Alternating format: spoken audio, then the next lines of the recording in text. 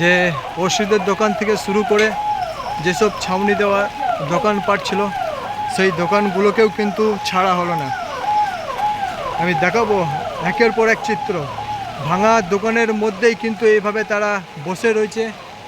আমরা দেখাচ্ছি, দেখাবো আরও একবার যে ছাউনি করা যেসব স্ট্রাকচার ছিল, পরিকাঠামো ছিল 2 ফুট বাইরে বেশি ছিল, তার পরিবর্তে দেখাবো যে পুরো দোকানের স্ট্রাকচারকে, পরিকাঠামোকে পুরো ভাঙচুর করে দেওয়া হয়েছে। আমি আরও একবার কথা বলবো।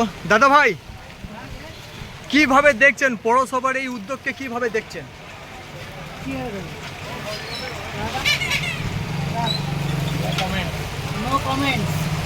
খুশি হয়েছেন পৌরসভার এই কাজে? খুশি? একদম খুশি না। খুশি 100 বার। যদি জিনিসটা ঠিকভাবে সঠিকভাবে যেটা করা হচ্ছে এটাকে মেনটেন করা যায় তাহলে তো 100 বার।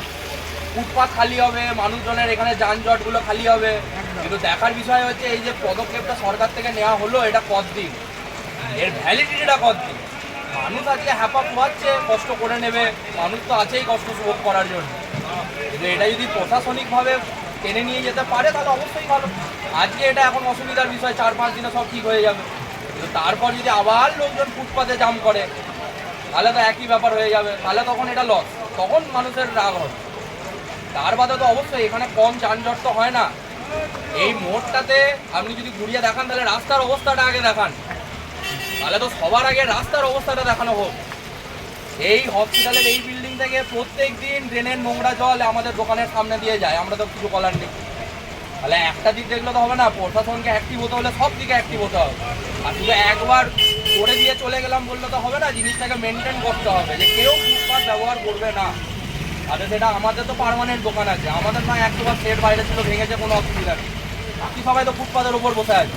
আপনি ওই দিকটা দেখান, ওই লাইনটাও তো ফুটপাথ, তাহলে অত কটা অ্যাম্বুলেন্স কী করে এখনো দাঁড়িয়ে আছে? এই ফুটপাথের ওপর তো আরও এখনো 2খানা বিল্ডিং আমি চোখের সামনে দেখতে পাচ্ছি, তাহলে সেই বিল্ডিংগুলো কেন বেঁচে পড়ে আছে? বলে তো সবার জন্য এক নিয়ম হবে, আর নিয়মটা তো একবার লাগু করলে হবে না, নিয়মটাকে চালিয়ে যেতে হবে যে এটাই নিয়ম এবার থেকে।